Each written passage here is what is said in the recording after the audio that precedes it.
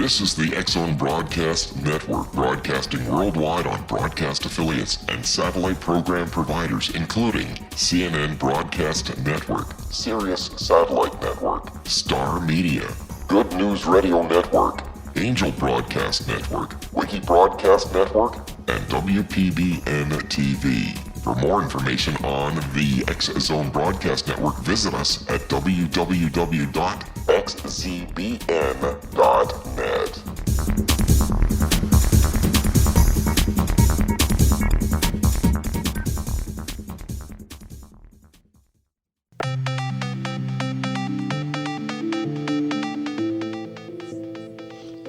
Welcome to the World Beyond. I'm your host, Joe Weigant. Today, we're going to be talking about everything out there beyond our natural world. Our guest today is Mary Jane Morris. Mary is a board-certified naturopathic doctor, an herbalist, certified in numerous forms of therapeutic massage, an acupuncturist, and owns Healthy Habits, a store in Evansville, Indiana, that offers all her unique services, plus handmade, all organic and natural health and beauty products, including soaps, lotions, teas, creams, salves, and deodorants. Mary, welcome to the World Beyond. We're excited to have you with us. Thanks, Joe. Thanks for having me. So, tell us just a little bit about your journey. How did you come to enter into this field, and what brought you to the place that you are today? Oh, it's a long story. I've always had some kind of a connection to nature, and I was actually working in a bank. Was driving home late one night. This is when banks used to close late at night, and I was hit head-on by a drunk driver on the road coming home. I was trying different therapies to help my neck because I injured my neck in the accident, and nothing was really working. So I went to another doctor who had a massage therapist on staff. And this is, 30 years ago when massage therapy had a very negative connotation attached to it. Mm-hmm. So when he mentioned to me that I was going to have a massage for my neck, I was a little taken aback. And then when he introduced me to the therapist he had, and she was explaining to me what they do and how it's actually a therapy, I was a little bit more relaxed.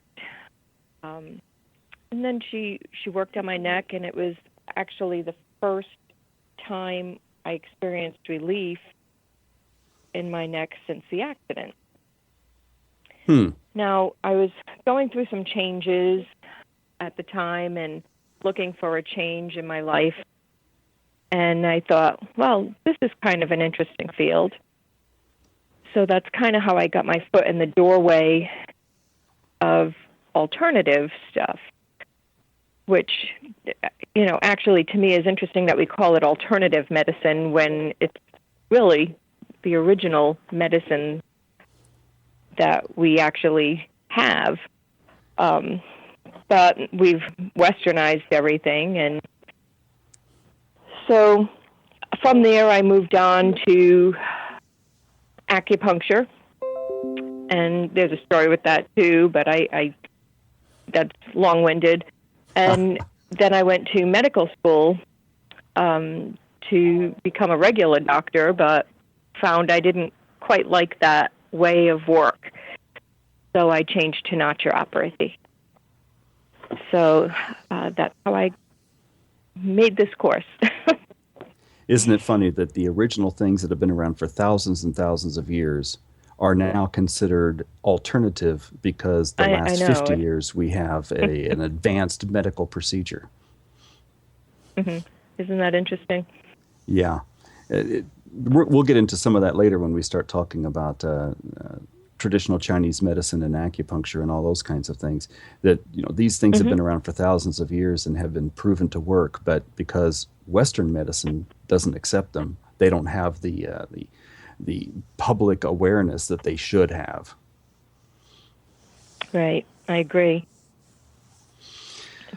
it's really funny because, like you say, it's not the public awareness. I think the public does have an awareness, but they seem to have more of a fear now because of the way that the westernized medical culture has taken over the community. It's made it interesting for somebody who would want to try something like acupuncture, for example. They Absolutely. actually are very apprehensive. Well, we're going to take a break here in just a few seconds. We're really excited to have you aboard. And you are listening Well, thanks. to I'm The excited World to be here. Beyond, and we'll be right back in just a few minutes.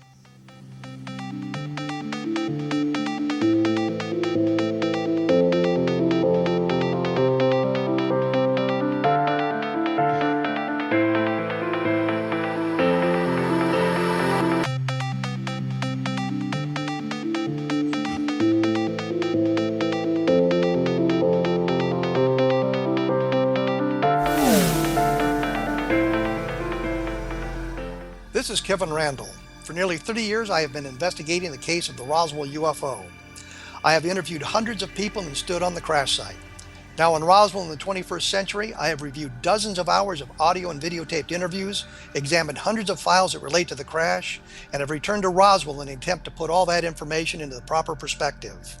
For the first time in Roswell in the 21st century, I have made a dispassionate reevaluation of all that material and provide a new look at what happened. This is a book that clears away all the clutter that has hidden the truth for so long, strips away the various lies that surround the case, exposes the Air Force attempts at cover-up, and found a core of solid information that tells us all where the case stands today. Roswell in the 21st century will be available in just a few weeks. For more information, please visit my website at www.kevinrandall.blogspot.com.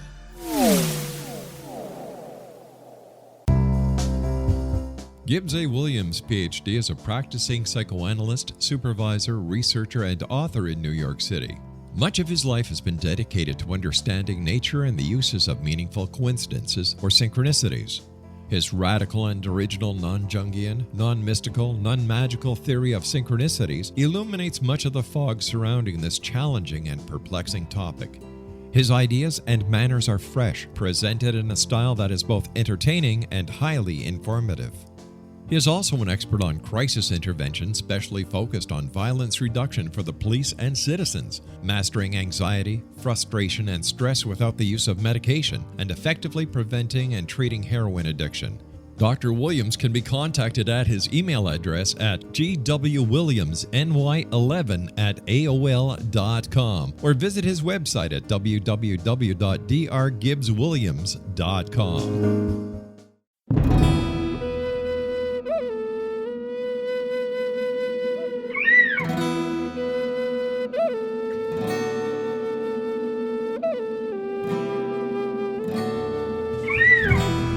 Shamanism is recognized as a method to access the quantum level. Mastery of shamanic skills puts spiritual information and healing power into your hands. Path Home Shamanic Art School, a bonded Colorado certified occupational school, has met rigorous state standards ensuring its director and instructors have the qualifications to teach the shamanic arts. Path Home offers its certification program in blocks of study. Block 1, a 5-day intensive, will be held in the beautiful mountain town of Coaldale, Colorado, October 13th through 18th. Registration deadline is September 12th. Experience journey trance, power animals, helping spirits, sacred space, and life purpose. Come discover your power. Join me, Gwilda Wiyaka, in the magical world of shamanism. Call 303-775-3431 or visit findyourpathhome.com. With each new extreme weather event or terrorist act, it becomes increasingly obvious that we live in uncertain and challenging times. We all buy car insurance. Why not collapse and catastrophe insurance? Matthew Stein, an MIT-trained engineer and green builder, has written 2 outstanding books to help people prepare, plan for, and deal with everything from minor situations lasting a few days to full-on collapse. Matt's first book, When Technology Fails, is a manual for self-reliance, sustainable living, and surviving the long emergency. This massive book covers the gamut from first aid and emergency preparedness to alternative healing, renewable energy, primitive living skills, and 18th century technologies that could be critical to your comfort and survival in a long-lasting crisis. Matt's second book, When Disaster Strikes, is a comprehensive emergency preparedness handbook and survival guide. When Disaster Strikes is an essential item for every family's go bag. Both books are available at all usual sources. There's a wealth of totally free information posted at whentechfails.com, and author-signed copies may be purchased at mattstein.com. That's www.whentechfails.com and www.mattstein.com.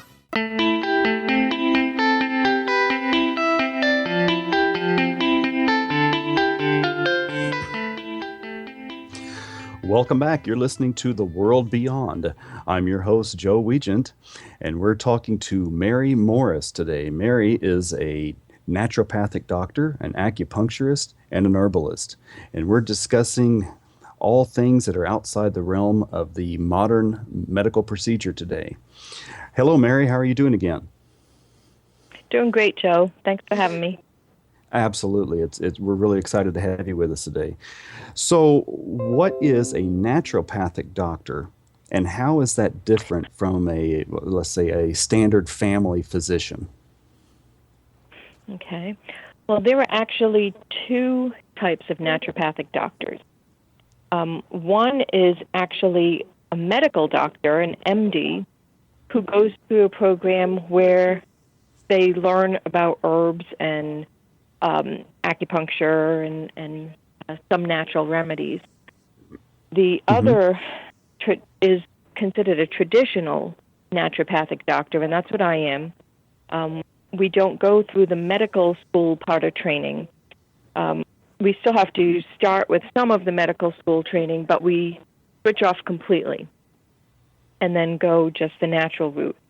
So we learn about body work, we learn about acupuncture, herbal therapies, homeopathic, Ayurvedic, a whole gamut of naturopathic or natural modalities. What we do that's different than a traditional doctor is that we do not prescribe pharmaceutical medications or perform surgical procedures. So we like to do more preventive type of stuff than working on symptoms. Oh, absolutely. Because if you can stop the problem from happening, you don't have to go back and try to, correct a problem that's already taken hold. Right. And the other difference, too, is when someone does come to us with a symptom, instead of just saying, okay, well, here, let's do this and mask that symptom, we try to look for the cause. Absolutely. So I think most of us here in North America understand what it's like to go to a family physician. You go in and you give a medical history. You have to provide an insurance, and then you see the doctor about whatever issue is going on, and he will either send you to a specialist or try to prescribe some kind of a medications. How is it different when someone goes to a naturopathic doctor? Well, when you go to a medical doctor, a traditional Western medical doctor, the way that our system is set up is it's designed around the insurance that the person has. And that's the sad thing. So when you call to schedule an appointment, one of the first things that you'll be asked is what type of insurance do you have? And then what that does is it allows the physician to understand how long they can actually work with you and what they can actually recommend for you. Because some insurances will not allow certain types of therapies or certain treatments or even some tests to be done. The difference between that type of physician and what I do is if someone comes to me, I will sit with them and do a complete evaluation. Sometimes that evaluation will take 2 hours. And I go through their whole health history, and we try to find out exactly what's going on and what would best work for that person. And, So it's a little bit more of a lengthy process. It's not a quick fix, where if most people who go to a medical doctor, a Western medical doctor, are expecting to leave with some kind of a prescription to help with their conflict, whatever it is that's bothering them, when they come to me, they get more recommendations to try to make lifestyle changes or foods that they may need to help balance digestive issues that they have, instead of me just giving them a prescription for something and say, try this. I've noticed that is the one of the major differences is that people who go to seek Western medical intervention are often looking for a quick pill or some other kind of procedure that will not force them to try to make a lifestyle change, whether it's dietary or thought process or any other kind of exercise change. But they want to still live the lives that got them into that situation, but they just want the pill to make the symptom go away so they can still keep living the damaging lifestyles that they've lived up to that point. Mm-hmm. Yeah, and they a lot of them don't even recognize that that's what they're doing. And then they'll go back again if that medicine doesn't work, and they go back again and get another one and get another one. Instead of making the change that they need in the first place, which would alleviate the whole symptom. So add to that the fact that if you prescribe one pharmaceutical, it creates side effects that then have to be treated with some other kind of pill. And next thing you know, you're taking 17 pills and you still haven't treated the original problem yet. It's almost like a game. It is almost like a game. Absolutely. And what I don't like too about the pharmaceutical industry is they'll make a pill and say it's a 500 milligram pill, and that pill will be given to every person, regardless of whether they're male or female, regardless of their age, regardless of what they have going on with them. And that 500 milligram dose may be good for some people, but for others, they may need 200 milligrams or 700 milligrams. So it's not a specific result, but people will take it. So it's one of the things that really interests me, because if you're going to give a prescription to somebody, it should be for that person, and not just written off of a pad and handed to them and said, okay, here, go get this. Have you noticed in your time years ago it used to be that way. practicing naturopathy? Where... Go ahead. Go ahead, I'm sorry. I was just going to ask you, in your time that you've been doing this professionally, have you noticed that people are more apt to argue or question your advice where they wouldn't even hesitate to follow the advice of a white coat doctor that just basically scribbled something on a notepad and handed them a pill? Yes, absolutely. And I'll give you an example of that. I had someone come in to see me. They had a fungus under their nails, and they were wondering what they can do about this. And so I looked, I evaluated, and then I said, why don't you just soak it in a vinegar water solution? And they just looked at me like I had 10 heads when I said that. And isn't there anything else that I can take? Isn't there something I can do? And I said, well, it appears to be, something that I would try this solution with first. And so they left, and I had no idea whether or not they tried it. But they called me back a few days later and said they went to a dermatologist because they were concerned about this fungus under their nails. And when they went to the dermatologist and had to pay a $55 copay, the dermatologist said to them, why don't you just soak it in vinegar water? Isn't that funny? And so she called me to say, no, I should have just listened to you.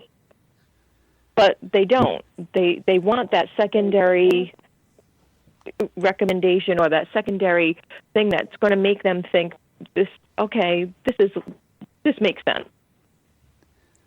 And vinegar's what, about $2 a gallon? and can be used for If about that 30 much. different uses around the house and in your diet and for health reasons, and it has all these other uses and these benefits, and yet somebody would question the $2 solution and go pay $55 to hear the exact same thing. Right, and I didn't charge a copay. Yeah, well, I'm actually glad in my Reiki practice that I don't do insurance billing, because that would just be a nightmare. Well, they used to take insurance for massage years ago. And in the 1990s, they stopped doing that because they said people were taking advantage of having massages, which, really, that makes a lot of sense, they're taking advantage. But they stopped, and they never put it back on again. And it was actually quite easy to submit and, to get paid back. It really wasn't that big of a hassle.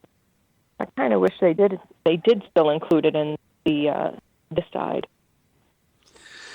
Do you think that if the medical community would allow more referrals to services like yours, would that be more or less acceptable, or would practitioners like yourself have to jump through more government and insurance and pharmaceutical hoops in order to be more readily referenced by other doctors? Today, they actually do a lot of connection with alternative practitioners. And there are some hospitals even that have connections directly with alternative practitioners. Some even have them on staff, where they'll have like a table, a meeting of the minds kind of thing. And they'll have the cardiologist, and they'll have the nutritionist, and they'll have the acupuncturist all in the same room and discuss a patient or a client. And then they come up with the best plan for that person. Unfortunately, they don't do that everywhere. Right. So, but yeah, it does make my degree have a little bit more credibility if I do get a referral from a Western physician, as opposed to somebody down the street, or your friend. Then people will say, oh, if Dr. So-and-so says, Dr. Morris is okay, then I'm going to give them a try. Sure. So, in my own practice, we put so much. I sometimes wish that we were more accepted in the medical community, and in some places it is in hospitals. But then again, I'm kind of glad that Reiki isn't that far accepted yet, because then we would have to bend to their requirements, and Reiki is so individual that I don't think it would do that. I think that naturopathy might fall under those same kinds of things. What do you think? Yeah, I agree, but I don't know what kind of restrictions they would put on it, other than maybe time, because it's such a completely different practice. Just like the herbal field, they really can't regulate it. They want to. Yes, they do. But they can't. And sometimes that's the issue with letting government come in and regulate too many things, is that everybody has to fall under somebody else's rules.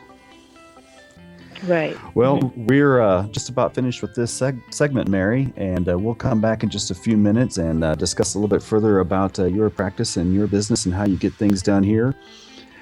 Folks, you're listening to The World Beyond. I'm your host, Joe Weigant, and for more information, you can always see the website reikichoice.com.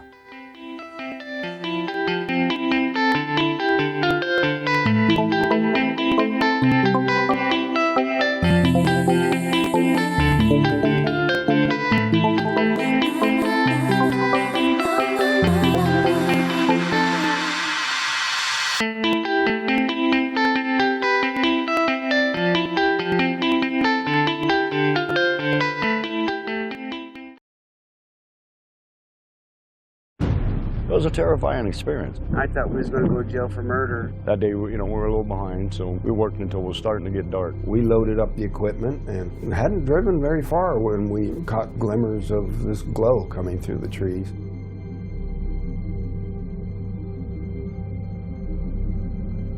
I urged Mike to hurry up and get up there. Travis had the door open before we even stopped. As he got closer, I heard the sound. One of the guys said, "You feel that?" I really panicked then. I told him, "Get the hell out of here."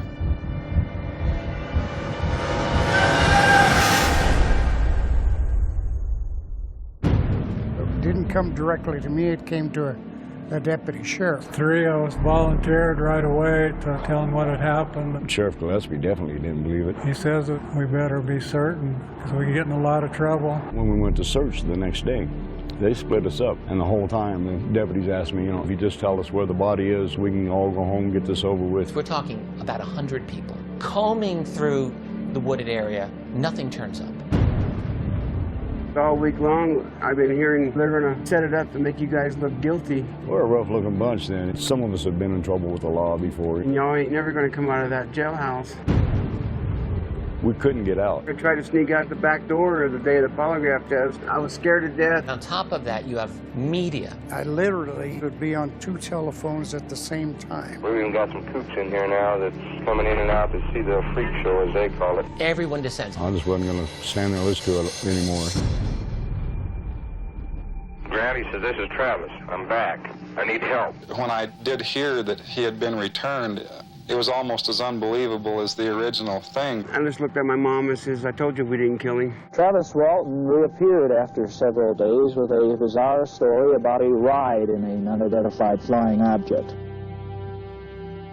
People were desperate to explain it away. Why are you sticking up with Travis for all this time? You know this really didn't happen. What happened to Travis after we took off in that truck, I can't tell you. I hated Travis for a long time after this. My whole world just tore up. But I believe every word Travis said about it. He's never lied to me about nothing. It's a net negative. We lost our jobs in the immediate aftermath. And now you're not able to talk about it with anyone because you know that they're going to laugh at you, they're going to look at you like you're crazy. But if you don't come out and tell your story, somebody else is going to tell it for you. There's a degree of responsibility. Certainly I have to accept the bad. If I can direct what's happened in a way that I can make something good happen in the world, I'm looking for it. Order your copy of Travis, The True Story of Travis Walton, today at www.traviswaltonthemovie.com. Did you know that when you're on the road with limited data or Wi-Fi, you can still listen to the X-Zone radio show with Rob McConnell, The Science of Magic with Gwilda Wiyaka, High Tech with Corey Kay, and every minute of the 24/7, 365 programming of the X-Zone Broadcast Network by calling 712-432-9459, courtesy of TalkStream Live. No smartphone, app, or internet needed. It saves your data plan, and it's free if you have unlimited minutes. Call 712-432-9459 to listen on any phone, anytime, anywhere. Remember, 712-432-9459 for the best of paranormal, new age, thought-provoking, sci-fi radio programming 24/7, 365.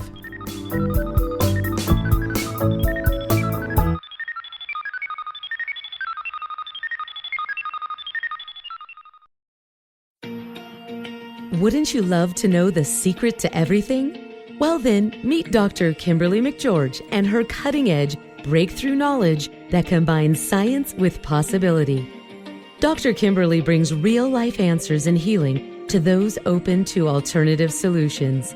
She teaches solution-based programs and classes that will change all areas of your life forever. Specializing in conscious creation, intuitive readings, and energy medicine, you can rapidly shift health, relationships, business, and money and abundance challenges quickly. Receive her best-selling book, Secret to Everything, at no cost by going to secrettoeverything.com/X-Zone. That's right, transformation can start now. Just go to secrettoeverything.com/X-Zone and receive Dr. Kimberly's book for free.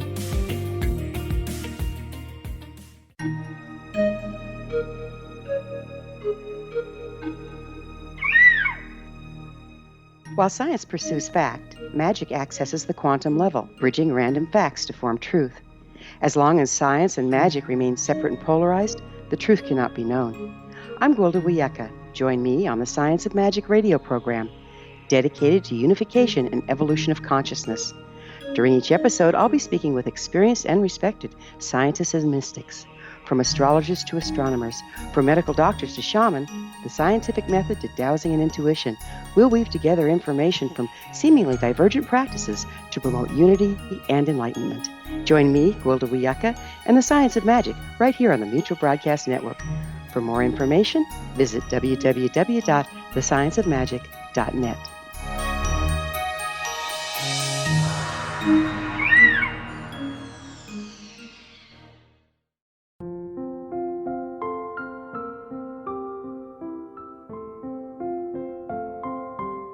I am Dr. Carl O'Helvey, founder, president of a new cancer foundation focusing on evidence-based physical, mental, and spiritual interventions, including natural cancer cures, prayer, meditation, affirmations, nutrition, and other related holistic cancer prevention and cure modalities. These are used in cancer education, research, and financing care. I ask for your help to continue this important work by donating at www.holisticcancerfoundation.com.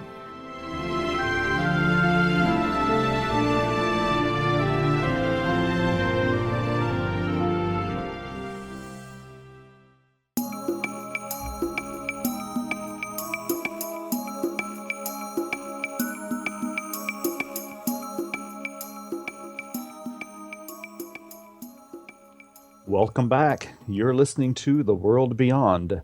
I'm your host, Joe Weigant, and today our special guest is Mary Morris, who is a certified naturopathic doctor, an herbalist, and a massage therapist, and she owns Healthy Habits, a store in Evansville, Indiana that offers unique, handmade, organic health and beauty products.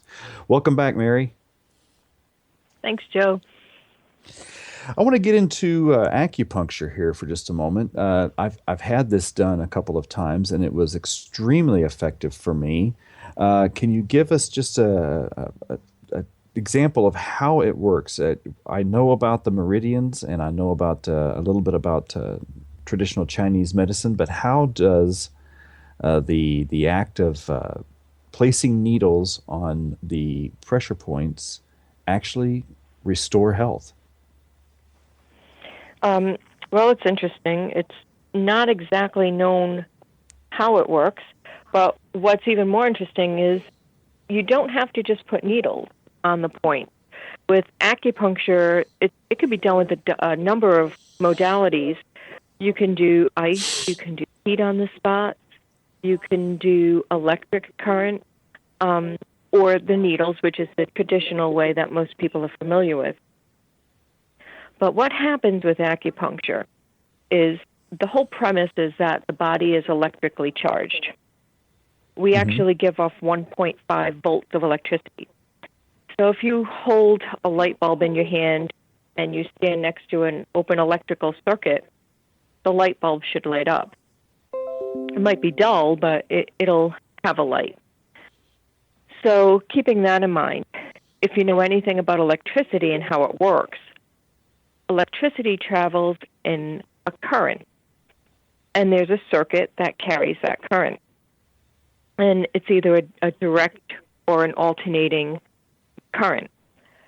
So we have, and it's measurable, 14 major energy flows that go through our system at any time that they call meridians, and you're aware of this. But the belief is that by stimulating certain points on these meridians, that it'll bring balance back to the meridian if the flow is not going the way it's supposed to. And the way that these points have been found, they've been measured actually with electrical devices that prove that they're there. But how did they know this 20,000 years ago? That's the big thing. How did they figure this out? It's amazing when you think about it. But what happens when you stimulate these points, either with tapping or pressure or ice or heat or electric current or needle, it actually will either draw energy to that point if the point is deficient, or it will deflect energy away if the point is overly in excess or overly excited. And again, they don't know exactly how it works and how the body knows to make it happen, but it does. It's pretty cool stuff. It really is. It's fascinating. I've been studying martial arts since 1987, and we use the meridian theory in order to use the kata that was developed hundreds of years ago. Those katas actually mapped out what points to strike or what points to manipulate to create the effect we want to create in an opponent. And they were using this theory, 1,000, 2,000 years ago to fight out on the battlefield. They knew where to strike and what to do and what to hit, and they used the same system that's used for health and well-being and wellness to win a fight or to disable an opponent. And it's just amazing that they knew that much so long ago, and yet we still can't bring this to the West and get people to understand how this system works. Well, I think that's only because since traditional Western medicine has come into the light, they've really disbanded anything else, making it seem like it's voodoo magic or whatever. It's just not acceptable any longer in our society, or it's so what's the word I'm looking for? It's just so ancient that it's not something that we should use anymore. We need to do something more modern. So it's interesting that we've gotten away from these traditional medicines. Absolutely. It goes right back to what we were talking about before, about having to take, make lifestyle changes in order to affect health, as opposed to still living in the damaging way that we were living, but just taking a pill to mask the symptoms. Knowing about the meridians and the pressure points and knowing about energy kind of almost begs us to change our lifestyles to live a better life in order to achieve better health. Mm-hmm. Yeah, it's too much of a focus for some people to have to think about how to be healthy instead of just saying, I'm going to go to somebody else and have them tell me how I need to be healthy for myself. Exactly. So, in my practice of Reiki, I've learned that oftentimes the real cause of the physical ailment is an emotional aspect. And I believe Deepak Chopra even wrote in one of his books on energy healing that 85% of our physical ailments can trace their roots back to unresolved emotional issues. And I've found this in my practice. Have you also found this in your work? Yeah, absolutely. And it's amazing because there's been some people who've come to me with certain symptoms, and after talking for a while where they don't disclose something, I might kind of say something like, oh, have you experienced anything like this in the past few months or the past year? And they'll say, yeah, and almost surprised. And it's amazing how you can actually make yourself not well just from a perception of something, or by a negativity, thinking something negatively, or not letting go of something. So, interesting. Do you think that people hold on to some of these negative emotional aspects because they either fear expressing those things, or is it a fear of having to go back and revisit that painful memory in order to forgive that event, whether or not the person that caused the harm is actually in front of them or not. But is it the quality of just dealing with the event in a healthy way, or is it they refuse to deal with the situation, or are they holding on to the blame for that situation? What do you think causes our emotions to run rampant that way? Well, I think it's a little bit of both, and actually even more components be maybe added into that. But you got to figure that sometimes a person is afraid of the unknown. Mm-hmm. So they know that how they feel under these circumstances, and they're afraid to maybe feel how they would be if that wasn't there. I've also experienced that. So Yes, good that point. could be one reason why they don't want to let go. Mm-hmm. But there's a lot of reasons that a person won't let go of something. And yes, fear is huge. It's at least in my understanding and my belief. Mm-hmm. And then, they can make themselves to the point that the body gets so destructed internally, externally, that sometimes there's no return. Mm-hmm. Well, we as humans store our emotions and oftentimes experience these emotions through our gut. That's where the old saying's a gut feeling, or I can feel it in my gut. Mm-hmm. Sometimes we just know things in our gut, but also we experience fear and dread and anger and all these other kinds of things in our gut. And our gut is where the immune system is. And a lot of these chronic diseases that people are experiencing today in modern world all trace their roots back to an overactive or an underactive immune system. They're all, autoimmune deficiency symptoms. So have you found that people who hang on to certain emotions or tend not to let go to the trauma of certain events in their lives tend to wind up experiencing some of these major difficulties? Yes, a lot of people will have digestive issues for sure. And what's interesting is in the Eastern philosophy and with acupuncture, the small intestine is very connected to emotions. And that's where we digest our food. That's where it's absorbed into the body to give us nutrients.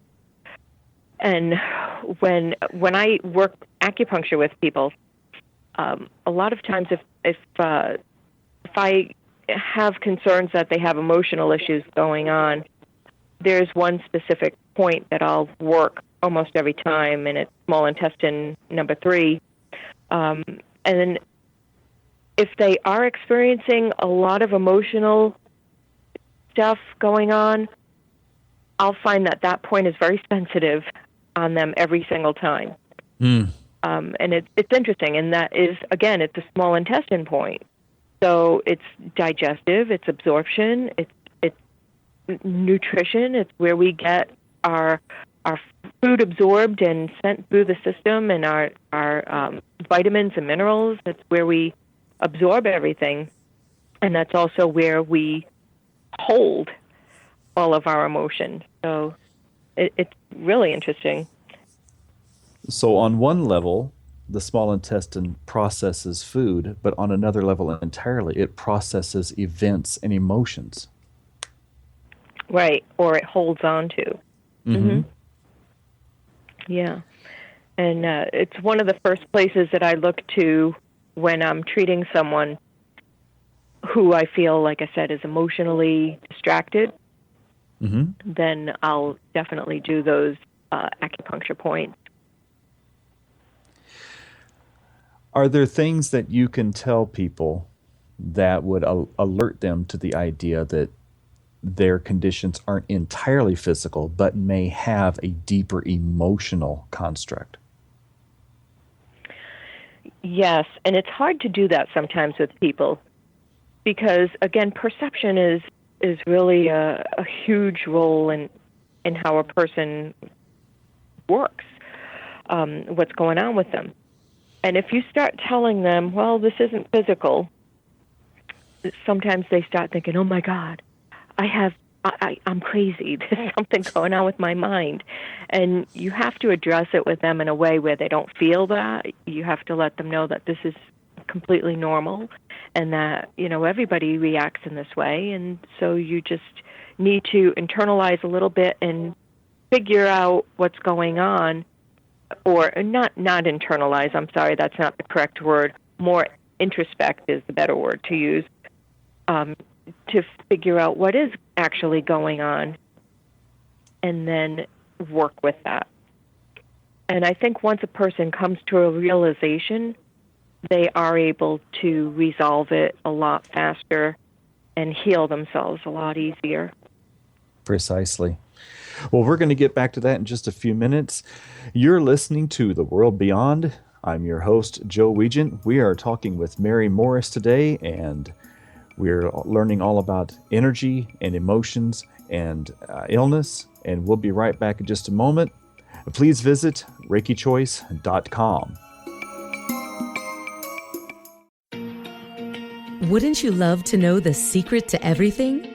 Well then, meet Dr. Kimberly McGeorge and her cutting-edge breakthrough knowledge that combines science with possibility. Dr. Kimberly brings real-life answers and healing to those open to alternative solutions. She teaches solution-based programs and classes that will change all areas of your life forever. Specializing in conscious creation, intuitive readings, and energy medicine, you can rapidly shift health, relationships, business, and money and abundance challenges quickly. Receive her best-selling book, Secret to Everything, at no cost by going to secrettoeverything.com/X-Zone. That's right, transformation can start now. Just go to secrettoeverything.com/X-Zone and receive Dr. Kimberly's book for free.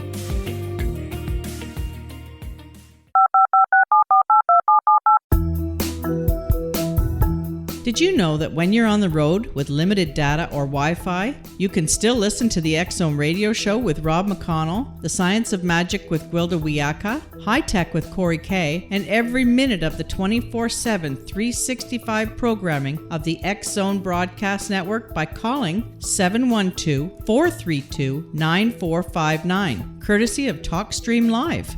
No smartphone, app, or internet needed. It saves your data plan, and it's free if you have unlimited minutes. Call 712-432-9459 to listen on any phone, anytime, anywhere. Remember, 712-432-9459 for the best of paranormal, new age, thought-provoking, sci-fi radio programming 24/7, 365.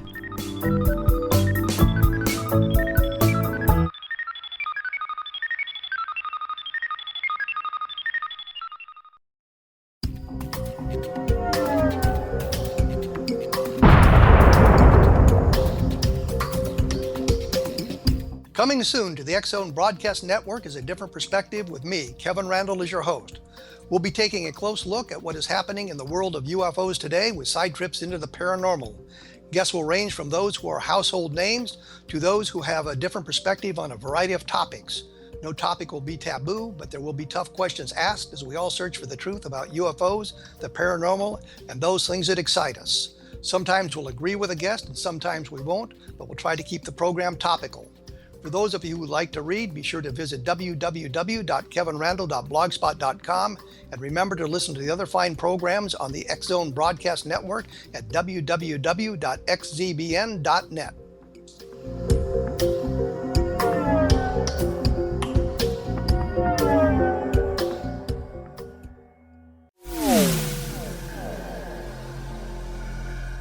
This is Kevin Randall.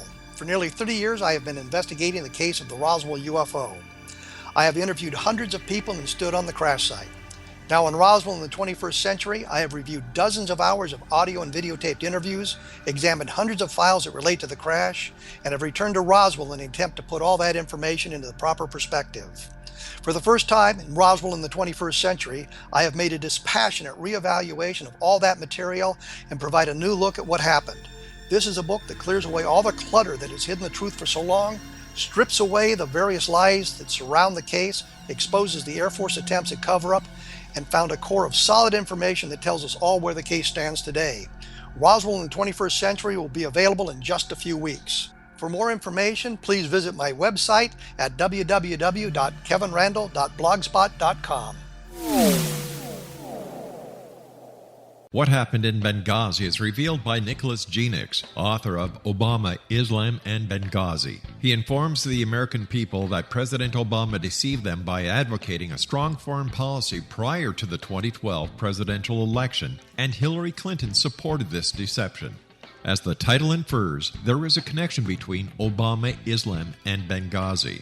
Ample evidence informs Americans that Obama's early indoctrination in the Quran developed an affinity for Islam, why the Quran is the source of discontent in many countries, and why the Obama foreign policy deception led to poor military action and caused the loss of American lives in Benghazi. Genix provides 36 questions for the Select Committee on Benghazi to validate if Americans are justified to mistrust President Obama and Hillary Clinton. An overview of Obama, Islam, and Benghazi is presented on the website www.futureofgodamen.com. That's www.futureofgodamen.com. Afterlife expert Roberta Grimes was the first one to say that dying can be fun. Now her best-selling book, The Fun of Dying, is available in stores worldwide. So if you wonder whether death ends life, how it feels to die, or what heaven might be like, The Fun of Dying was written for you. And if you have always been afraid of death, or if you worry that your life has no meaning, let The Fun of Dying ease your fears and bring new meaning to your life. Nothing said in The Fun of Dying is based on the teachings of any religion. Instead, Roberta draws on evidence to explain how death happens, how it feels, and what comes next. A lot of the best death-related evidence was produced in the first half of the 20th century. When it is put together with recent discoveries, it tells a consistent and amazing story. Roberta Grimes blogs and answers questions at robertagrimes.com. Her wonderful book, The Fun of Dying, is available on Amazon and at stores worldwide wherever books are sold.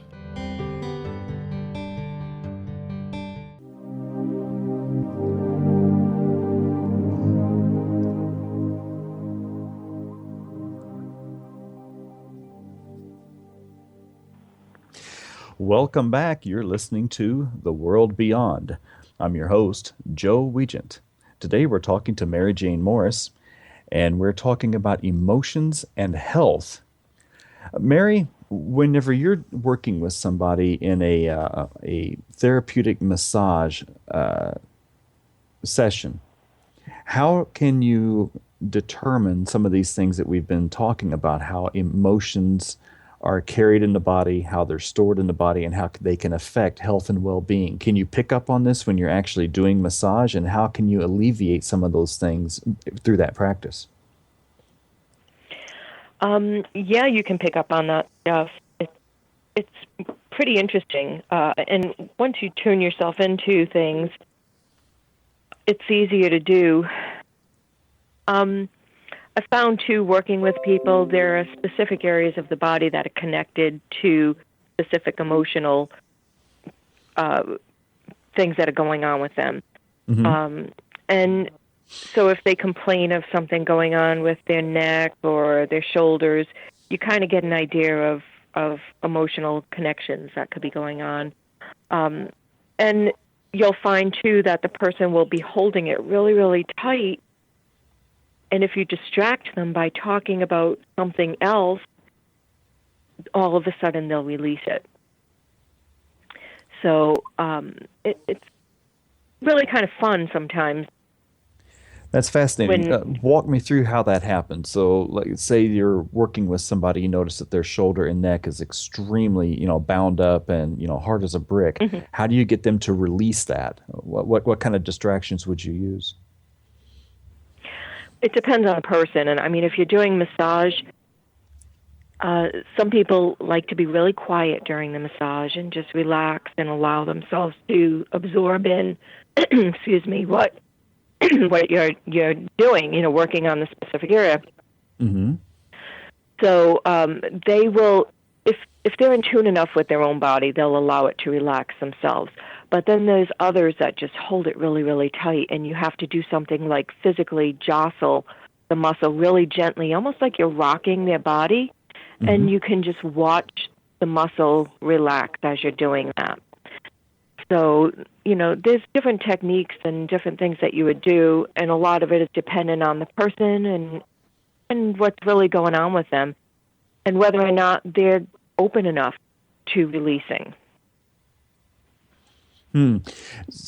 Whenever you're working with somebody and you find out that they're not ready or prepared to talk about the emotional causes for some of their physical ailments, or they're not willing to release or let go of some of these things that you're seeing in your work, indicating tight muscles or stiff joints or something like that, do you just wait for the next session to go about that? Do you put those conversations off for a while, or do you just continue on with another location and just assume that they'll get to it eventually? No, sometimes if I'm working with someone and I find that they're not releasing, and I know that it's an emotional connection, I may recommend to them that they try meditation techniques, and I give them specific examples of things that they can do to try and help make that connection in their own mind, and then teach them muscle relaxation techniques. Or I would even show them some stretches to just help them. And if it's an emotional connection, that person has to make that realization at some point in order to release it completely. So am I going to say to them, oh, I think you're fighting with your husband, and that's what's causing this? They know they're fighting with their husband, and that's what's causing that. It's just a matter of them recognizing it in their own mind and then releasing it.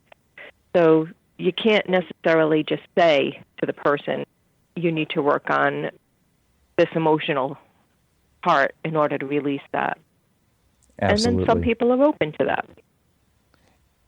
Yeah, some people just simply don't want to be confronted with, how much you're picking up on them.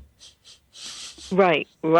And some will get embarrassed saying, oh, you recognized that, and how could I let that slip away from me, that really secretive, private moment in my own head. So. Yeah, just whenever people think that they're holding down their emotions and holding down their responses to things, they realize that they're more transparent than what they thought ahead. Mm-hmm. Now with Reiki, it's different. You make a different connection with people. Yes, I do. And I have had to teach myself over the years that I need to wait until I have a better relationship with my client and they have let me know when they're ready to open up about certain things, because confronting people with what I see too early has it's prevented a lot of rescheduling. Right. People don't want to come back to you if they think that you're seeing into them. They feel vulnerable. Yeah, absolutely. Yeah, you can't let people know that you're picking up on all the stuff that they want to keep hidden under a rock. So yeah. Exactly. Yeah. In our last few minutes, let's talk about another kind of energy. I've read over and over again that our food is energy, and in Ayurveda, the energy that we're talking about is called prana. And real food has prana, and they try to incorporate real food into their diet. And all over the world, they try to incorporate real food into a diet because of its energy. And not just its chemical energy. Whenever you break it down, you're getting so many vitamins and so many macronutrients, but the actual real energy, the prana, life energy, life force in the food. How can choosing those kinds of foods benefit our health and our wellness? The Ayurvedic principles are very specific, and there's 4 basic types of Ayurvedic personality, and then there are some combinations where a person could be a few of this or a little bit of this and a little bit of that, and so they're combined doshas. But what's interesting is a lot of that you can look in the books and try and categorize it that way, but the best way is through trial and error and see what really works for you and works for your own body. But everything has energy. we are a ball of energy. We're a very intricate machine, and it's run by energy. And food fuels it, just like gasoline fuels a car. So it's interesting how we'll choose what we put into this machine to fuel it, and knowing that eating the carrot is going to be better than having that French fry or that piece of candy, but how many times will we reach for the French fry or the piece of candy as opposed to the carrot first?